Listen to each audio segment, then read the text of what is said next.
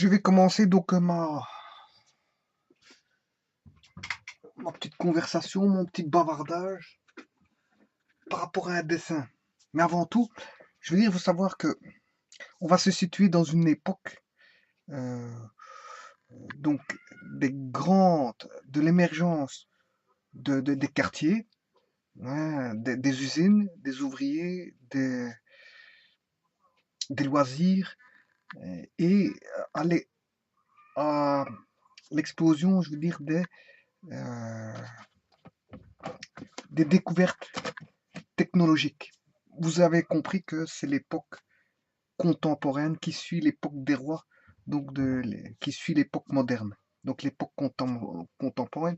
D'ailleurs, on y est toujours, il faudrait changer ce mot de l'histoire, parce que maintenant, dans un monde cyberconnecté, voilà, il faudrait changer le mot. Il n'y a personne qui a encore trouvé un mot adapté à l'époque qu'on vit maintenant. On est toujours à l'époque contemporaine, mais en fait, tout cela a bien changé, parce que la phase d'industrialisation, je veux dire, a été à son apogée pour aller vers des techniques nouvelles. Et donc là, on n'a jamais appelé d'un nouveau nom. Enfin bref, voici un dessin. Et donc, bien sûr, mes vidéos précédentes concernent donc l'électrochimie, c'est-à-dire l'étude de la chimie faisant référence au potentiel et donc fatalement aux- aux capacités, aux capacités de pile. Et je vais dire pourquoi on appelle une pile une pile. Oui, avant tout, je voulais corriger quelque chose, hein, parce que je m'étais trompé dans la vidéo précédente. J'avais mis la capacité, c'est en milliampères heure, hein, d'une pile, hein. Bon, j'avais mis milliampères, je m'étais trompé, j'ai oublié le H. Mais c'est un oubli de ma part. Enfin, vous l'aurez compris que bon, c'était une erreur. Enfin bref. Donc ici, on va voir. Donc on est arrivé à l'apogée de différents types de piles que j'ai pu, je veux dire, voir. Quoi qu'il en reste encore quelques-unes, notamment la pile bouton, la pile à combustible et différentes piles. Peut-être que je les verrai pas tous, mais en fait, mais il y en a une que j'ai oubliée. J'ai oublié. Et elle se situe à l'époque contemporaine. Elle a démarré, je veux dire, euh, par une petite histoire que ça vaut la peine euh, de raconter. Et bon, j'ai parlé des piles de Daniel, de Leclanché et différentes piles, bon, de Waldemar Jugner et de comment je me rappelle plus du nom, comment il s'appelait, Uri Lewis, de Uri Lewis. Donc les piles alcalines. Voilà, les piles alcalines. J'ai vu déjà trois types de piles, hein. Daniel, le plancher et les piles alcalines. Voilà. Dont un avait reçu le prix Nobel, hein. Je me rappelle plus c'est qui. Je me demande si c'est pas le plancher qui a reçu le prix Nobel. Il faudra aller voir sur internet pour ça. Ou Daniel ou le plancher, un des deux, avait reçu le prix Nobel. Voilà. Euh, concernant son invention sur les piles. Bon, maintenant, euh, la genèse des piles, c'est qui? En fait, la genèse va venir d'une histoire très étrange. Et je vais vous la raconter. En fait, c'est à l'époque contemporaine, comme toute l'évolution des inventions s'est produite, c'est-à-dire qui a ramené, euh, je veux dire, un bouleversement au niveau socio-économique et donc au niveau, un changement au niveau du niveau de vie et de comment est-ce qu'on appelle ça, euh, de tout, tout un monde de grande évolution, c'est-à-dire d'industrialisation, d'ouvriers, d'usines, etc. Tout s'est déroulé à cette époque-là. Et il y en a un qui a contribué fameusement à cette histoire. En fait, ils sont deux. Et l'origine de cette histoire, bon, la science est universelle, hein. On voit bien il y a des savants suédois, des savants américains, anglais, souvent anglais, parce que les savants anglais ont donné pas mal de connaissances scientifiques, des inventions aussi qui étaient du côté du monde arabe, arabo-musulman, du monde, je veux dire, les- la création vient de partout, du monde entier, on va dire ainsi, pour ainsi dire. Il n'y a pas, quoique il y ait certaines populations ont eu, je veux dire, à un moment donné, l'apogée scientifique et bon, ils ont euh, sorti pas mal de connaissances euh, techniques, mais je veux dire, ça vient du monde entier. Bon, mais ici, ça vient d'un pays, bon, qui a énormément aussi contribué à l'avancée technologique du monde, c'est l'Italie. Voilà, tout est parti d'une histoire italienne. Et ceci, ce n'est pas des hamburgers. Quoique la personne que je vais vous raconter aurait pu inventer, en voyant ce principe-là, deux choses. De un, l'hamburger, hein, l'hamburger parce que ça ressemble à un hamburger. Ce n'est pas des hamburgers, je vous le rassure tout de suite. Et ça, c'est bien deux petites assiettes, hein, mais c'est pas quelque chose à manger. Puisque je suis en train de voir les piles, bon, ça a à voir avec les piles. Tout est parti en fait d'une histoire de grenouille. Bon, c'est en 1786, un certain monsieur Luigi Galvani, hein, il observe quoi? Les muscles. Je sais pas c'était quoi son métier, j'ai pas été voir sur internet, faudrait que j'aille voir sur internet. Mais enfin bref, j'en sais pas plus. C'est Luigi Galvani. Bon, l'histoire se déroule en Italie. Donc il observe les muscles d'une cuisse de grenouille et il remarque qu'elle se contracte quand elle est mise en contact avec, vous l'aurez bien deviné, des métaux. Et ça, il sait très bien que bon, elle se contracte de la même manière que lorsqu'on branche euh, donc les muscles sur une machine électrostatique. Donc il y a un effet d'analogie sur la cuisse de grenouille. Donc il commence à se poser des questions en bon scientifique. Et il découvre que la réaction est plus forte quand on utilise justement un instrument composé justement de deux métaux différents. Et vous savez très bien là où je veux en venir. Hein, les métaux différents, ça fait penser dans une solution. Mais apparemment, lui, il n'a pas encore la solution. Mais la cuisse de grenouille, à l'intérieur, il y a quand même, hein, c'est de la viande, et c'est, on va dire, c'est du sang, etc., etc. Bref, euh, c'est des composés liquides. L'être humain est composé de, je veux dire, de minéraux, de matière organique. Donc, ça aurait pu jouer le rôle d'électrolyte. Bon, de toute façon, c'est pas ça l'histoire. Un autre jour, alors qu'il disséquait à nouveau une grenouille, apparemment c'était un scientifique, hein, il constata une contraction de ses cuisses, bien qu'aucune machine électrique ne fonctionnait aux alentours. Il suffisait qu'une tige métallique soit en contact avec, entre l'un des nerfs donc, du dos, qu'on appelle, au bas de la colonne vertébrale, qu'on appelle le nerf, au bas de la colonne vertébrale, c'est le nerf lombaire, donc comment ça s'appelle ça, de la grenouille, bah, de l'animal, et le muscle de ses cuisses. Alors, Galvani essaie d'expliquer le phénomène et conclut à l'existence d'une électricité à l'intérieur du corps animal, c'est-à-dire une électricité animale. Et c'est à ce moment-là que l'histoire va, je veux dire, prendre une allure, je veux dire, invraisemblable. Cette histoire prenait certains échos qui alla dans les oreilles d'un certain monsieur très connu, monsieur Volta, du nom de Volt. Hein. Le Volt vient de Volta. Bon, il était connu, bon, c'était un électricien, un scientifique, bon, il s'y connaissait pas mal en électricité. Hein, il savait, je veux dire, manipuler les tensions, les courants. Il avait fait des études, bon, d'électricité, avait donné comment, des avancées scientifiques au niveau de l'électricité. Donc, Volta entendit parler donc de l'expérience de ce monsieur Luigi Galvani. Bon, comme tout bon scientifique, il s'y intéressa et travailla dans son laboratoire, mais aboutit à d'autres conclusions. Hein. Voilà, il aboutit pas aux mêmes conclusions que pour Luigi Galvani. Bon, l'animal avait, je veux dire, de l'électricité dans son corps. Bon. Mais Volta n'entendit pas de cette oreille. Il n'avait pas le même écho, je veux dire, de l'expérience. Pour lui, deux métaux différents mis en contact produisaient fatalement de l'électricité. D'autant plus, bon, il savait mesurer les courants électriques et les tensions. Voilà. Justement, c'était la cause de réaction de la grenouille. Alors, c'est pour le prouver qu'il commençait à imaginer des appareils composés de plaques de métaux très divers.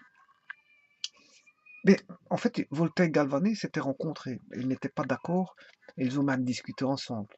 Je dirais que tout se passe dans le passé. Ils discutèrent ensemble et comme c'était des scientifiques passionnés, ils discutèrent avec passion. Pendant, je veux dire, et cela plusieurs années de ça. Bon, chacun de ces deux scientifiques, bon, détenait, je veux dire, on va dire, une part de vérité. Mais l'un et l'autre n'avaient pas encore pu tout à fait mettre en évidence, je veux dire, le phénomène scientifique et de tout comprendre.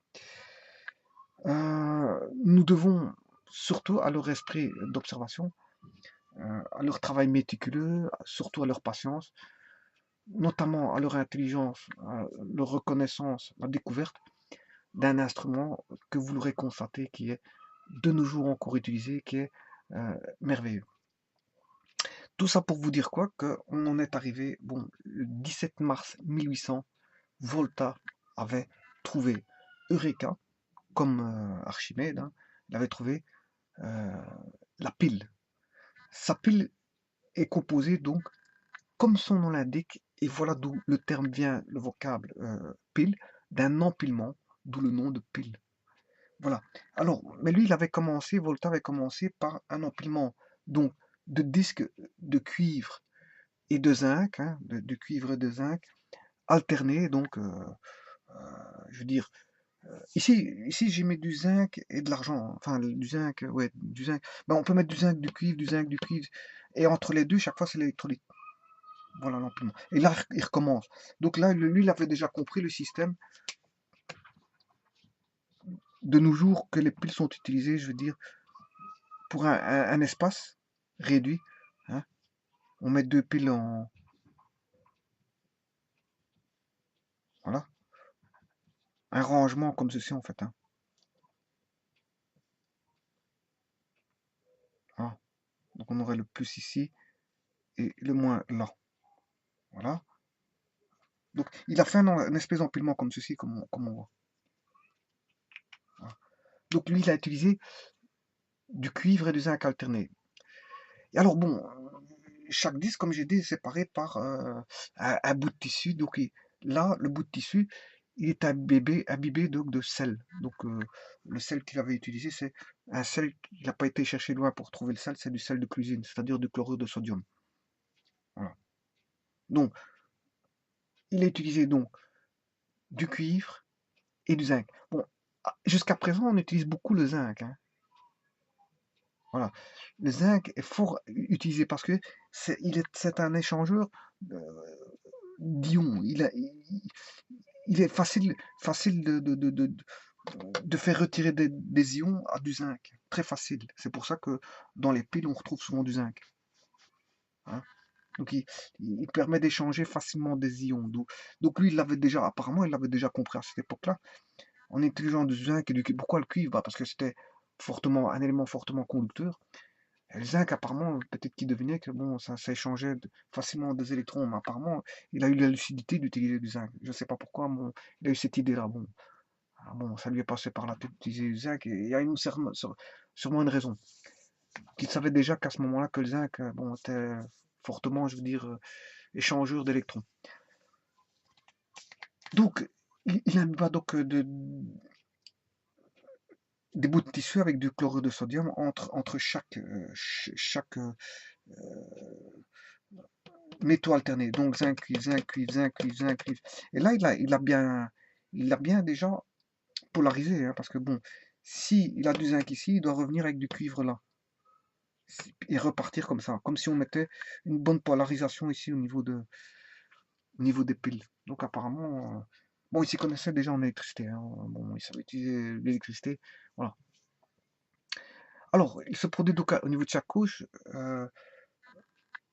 qu'on appellera maintenant une couche de superposition d'un disque de cuivre et d'un disque de zinc,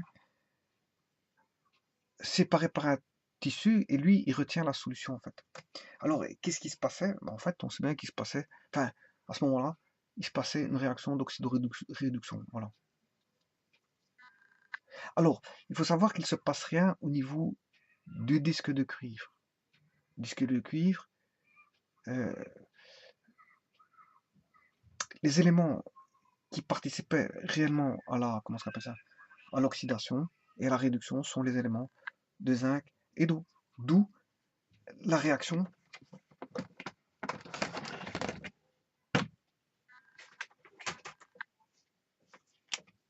en oxydation. Donc c'est Zn, on a deux électrons plus Zn. Voilà. Ça, c'est en oxydation. Mais en réduction, qu'est-ce qui intervenait? En fait, c'était de l'eau. Donc, 2H2O plus 2 électrons. On en fait 2OH-, plus un dégagement. Ici, on a un dégagement. Comme on peut constater, on a un dégagement d'hydrogène.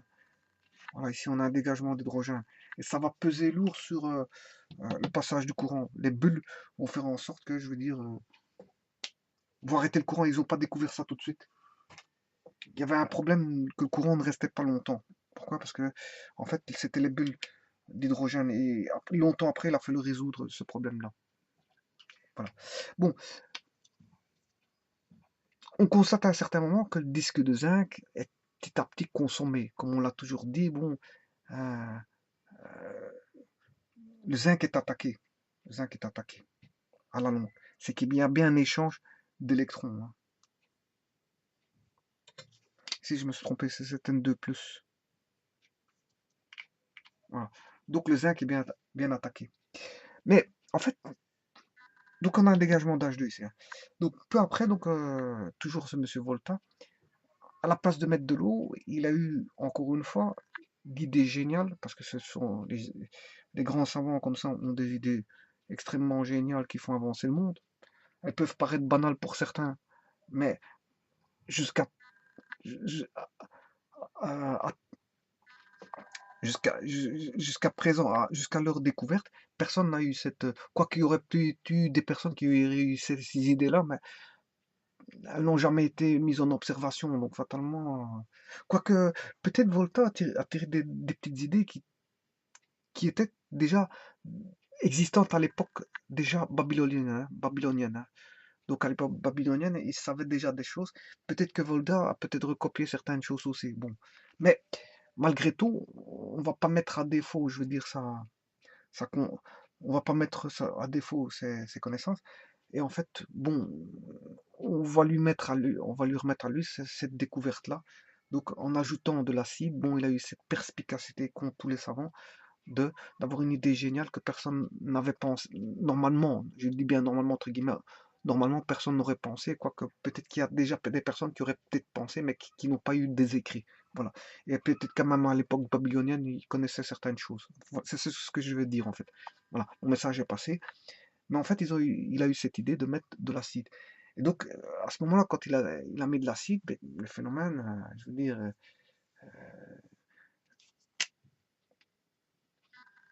a été, je veux dire, plus prépondérant. Donc, il a toujours du zinc avec 2 électrons plus Zn2+, voilà. Mais à ce moment-là, la réduction, comme il utilise de l'acide, ben, on aura à la place de l'H2O, 2H+, plus 2 électrons donne euh, un dégagement d'hydrogène. Voilà.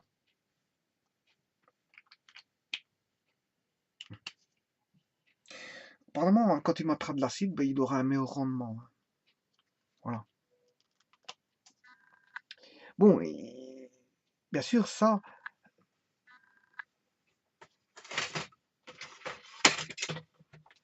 qu'est-ce que c'est ça? En fait, c'est le dessin en fait, des piles proposées par Volta dans sa lettre du 20 mars 1800 piles.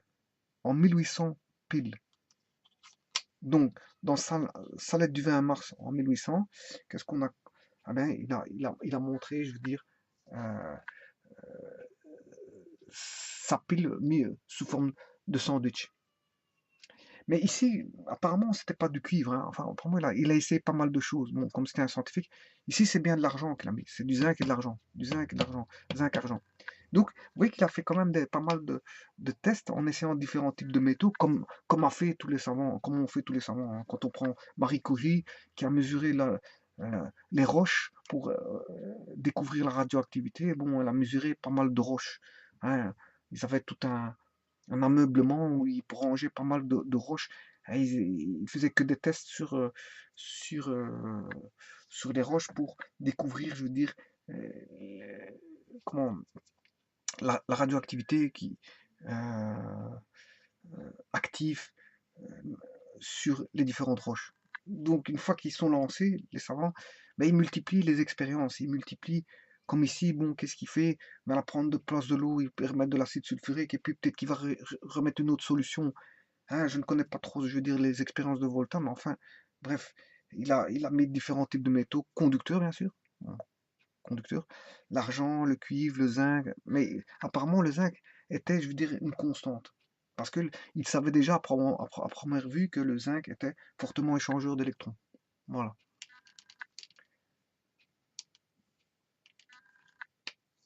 Donc ici, c'était des lochs imbibés d'eau et d'eau salée. Voilà.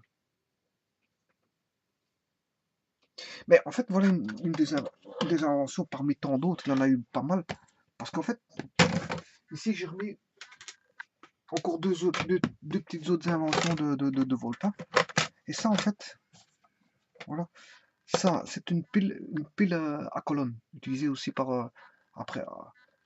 Hum, ça, c'est après Volta. Elle est utilisée après Volta. Et vous voyez bien que ça, c'est une pile du style où on met toutes les piles, je veux dire, en série, hein, comme ceci. Voilà. Le moins ici et le plus ici. Tout comme ici, j'ai des vases, euh, ici, j'ai des piles à couronne, à piles à couronne de tasse. Donc, en fait, on met du zinc dans une solution, du cuivre dans une solution, et chaque fois, on relie un fil, hein, d'une solution du cuivre au zinc, du cuivre au zinc, du cuivre au zinc, voilà, et ressortir toujours deux fils. Il y a toujours deux fils qui doivent ressortir. Ça, c'est l'office, parce que de Volta avait compris que une différence de potentiel, c'était entre deux fils, hein, toujours.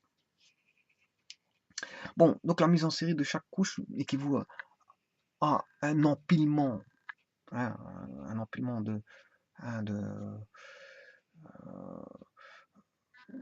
matériaux, un empilement de matériaux qui va donner en globalité, une libération d'énergie électrique euh, bien plus grande que s'il n'y avait en fait qu'une seule couche. Voilà. Mais attention que Volta était, je veux dire, un électricien, donc il connaissait les lois de la tension, les lois du courant, il connaissait déjà pas mal de choses, notamment au travers de ses expériences. Et il a vu que malheureusement, lui, il n'a pas tout compris que en cours d'utilisation, bon, que le courant diminuait, comme je l'ai dit très rapidement au cours de son utilisation. Et ça, pour résoudre ça, il a fallu presque un siècle plus tard pour qu'on comprenne qu'il s'agissait bien sûr euh, d'hydrogène H2 qui faisait en sorte qui limitait en fait le passage du courant. En fait, il faisait un bloc évitant le courant, un obstacle au courant. Il faisait un obstacle au courant.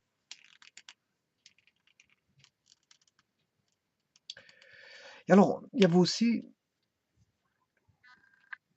bien sûr, tout ceci, et derrière ceci se cache bien sûr une transformation d'énergie chimique en énergie électrique. Mais en fait, c'est plus que de la chimie, c'est de la thermodynamique. Donc en fait, avec ces variables de température, de pression, euh, bien sûr, je l'ai expliqué déjà, je vais le voir plus tard, d'enthalpie libre, d'enthalpie et de variation d'enthalpie, etc. Donc en fait, ce qui se passait ici, c'est que euh, il y avait une pression, il y avait comment ce qu'on appelle ça, une hygrométrie qui faisait que les cylindres de feu, ben, il finissait par se sécher, donc ça séchait, et il finissait par ne plus remplir donc, la fonction. Tout ça à cause que le séchage était dû au fait de l'empilement. Voilà. Il y avait un séchage dû à l'empilement, donc au niveau hygroscopique. j'ai pas dit microscopique, j'ai dit hygroscopique au niveau de la l'humidité. Mais en fait, on avait un assèchement qui faisait que bon, la pile ne remplissait plus, je veux dire, euh, euh, son but. Voilà. Et c'est pour ça qu'il a inventé à ce moment-là la pile, la pile, comment est-ce qu'on appelle ça? La pile à courant Natas. Pile à courant Natas. Ici. Voilà. Franchement, euh, pour surmonter, je veux dire, les scientifiques, c'est toujours comme ça, hein. Quand ils ont des obstacles, à ce moment-là, ils ne s'arrêtent pas à des obstacles. C'est pas les obstacles qui les arrêtent. En fait, ils essaient de surmonter. Et c'est ça qui fait l'évolution, hein. Ouais, on essaie toujours de trouver. euh, le problème peut être repris par des autres scientifiques qui vont améliorer peut-être euh, comment est-ce qu'on appelle ça, les découvertes de l'un pour les améliorer et toujours avancer pour avoir toujours un produit, on va dire, ici, le produit c'est quoi? C'est la pile, pour avoir une pile la plus, euh, la plus moderne possible. La plus moderne possible, répondant aux besoins donc, de l'époque actuelle. Voilà. Donc, moi ce que je voulais vous dire, c'est que donc, on fait communiquer donc aux tasses donc, ouais, de jonction, comme j'ai expliqué, métalliques, chaque fois deux métaux différents, qui sont soudés, bien sûr, ils sont soudés l'un à l'autre. Et alors ici, il a pris du zinc et du cuivre. Voilà, voilà. Bien sûr, plongeant dans un électrolyte, fatalement. Parce que sans électrolyte, on n'a pas la mobilité des charges, hein. Il faut un électronique pour l'ionisation. L'électrolyte va intervenir pour l'ionisation et pour la conduction, bien sûr. La conduction, la mobilité. Sans électrolyte, bon, il n'y a pas de courant qui passe, fatalement. En fait, quelque part, on part d'un solide, liquide, solide. Qu'est-ce qui fait liquide? Ben, c'est l'électrolyte. Qu'est-ce qui fait solide? Maintenant, voilà, qu'est-ce qui fait liquide? C'est l'électrolyte. Mais on peut avoir des gels. Alors, maintenant, actuellement, on a des gels. Qu'est-ce qui fait liquide? Ben, c'est l'électrolyte. Et qu'est-ce qui fait solide? Ben, ce sont les électrodes. Les électrodes. Et ces fils de cuivre qui sont attachés l'un à l'autre, c'est des électrodes qui sont mis bout à bout pour avoir, je veux dire, une liaison et augmenter à chaque fois le potentiel d'oxydoréduction qui s'additionne. En fait, c'est déjà l'idée de batterie, ça, hein, de batterie. Une batterie, c'est plusieurs piles. Voilà. Bon, et alors, vous aurez compris que cette histoire-là, elle a eu lieu, la découverte de la pile Volta le 17 mars 1800, et que bien sûr, moi, quand j'ai dit que, comment il s'appelle, la pile de Daniel, c'est 1938, voilà, 1938, ça c'est la pile de Daniel, et alors, on va dire, hein, de 1800 à 1938, ben, il y a eu la pile de Daniel, hein, qui va révolutionner donc encore une fois le monde de l'électricité en donnant naissance euh, exactement aux piles modernes. Voilà. Donc ici, j'ai fait plus de l'historique et de la philosophie, mais c'est pour rendre un petit hommage à Volta. Pourquoi? Parce que j'ai parlé de pas mal de piles, hein. On a parlé de la pile de Daniel, la pile euh, de Lewis-Uri, de Wildemar-Jungner. On a parlé de la pile de Le Clancher. Euh, Bien sûr, après, ce sont des grosses entreprises qui vont créer des piles, hein. Toshiba. Déjà, Lewis Uri, le Canadien, travaillait déjà dans une entreprise qui était Union Carbide, une usine chimique qui est fort connue dans le monde. Voilà. Union Carbide. Bon, mais par après, c'est peut-être Toshiba qui vont créer des piles. Donc, ce sont des grosses entreprises qui engagent des grands scientifiques qui sont des docteurs. Des docteurs en soi qui font de la recherche et qui essaient d'améliorer de nouveau euh, le monde de la technologie, ici, en l'occurrence, le monde des piles. Voilà, normalement, je crois que j'ai tout dit.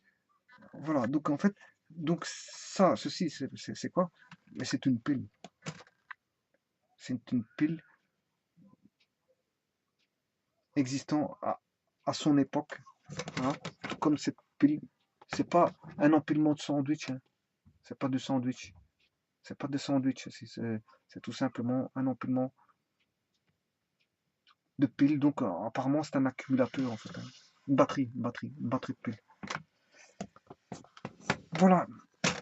Attention que les batteries, on les retrouve encore actuellement, hein, je veux dire dans les piles, elles sont partout en fait, hein. Elles sont partout. Les piles, le monde des piles, c'est le monde électronique est commandé soit par secteur, hein, par le secteur, ou soit par des piles, hein. Bon, le fait de ne pas avoir de fiches, ben, c'est d'office des piles. On va pas commencer pour une montre, on met une pile bouton. Dans une montre, on va pas commencer, je veux dire, à se trimballer avec une fiche, hein, connectée au 220, 230, 250, 250, hein, ou 230 volts pour alimenter une pile sous secteur. Non. Maintenant, on a des piles rechargeables, hein. Voilà.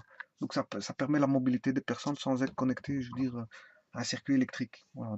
Donc les piles, enlever le pile du monde contemporain actuel, enfin qu'on devrait pas appeler époque contemporaine, hein, parce que bon, on est à l'époque de l'homme connecté.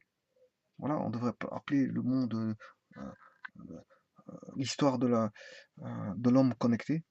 On est à l'époque de l'histoire de l'homme connecté avec Facebook, je veux dire YouTube, je veux dire les bases de données sur Internet, je veux dire les échanges multimédia sur Internet. Voilà. Donc on est dans un monde hyper connecté. Le GSM, l'iPhone, l'iPad, enfin bref. Voilà. Donc je disais par là que enlever les piles et les batteries. Déjà, les portables d'ordinateur, c'est sur batterie. Voilà. Déjà de un. Voilà. Les iPhones, les iPads, les GSM, les téléphones, tout est sur batterie, donc rechargeable. Voilà. Donc enlever toutes les piles et eh ben, le monde moderne retombe, je veux dire, très bas. Le monde moderne retombe très bas. Enlever toutes les piles, les batteries, les accumulateurs. Dans une voiture, enlever la batterie et on verra si on sait encore démarrer. Voilà. Il faudra peut-être reprendre l'hélice et tourner à l'hélice pour faire démarrer une voiture. Enfin bref, ici, bon, je suis sorti du cadre des explications. Voilà, je vais terminer ici la vidéo. Voilà, je vous remercie.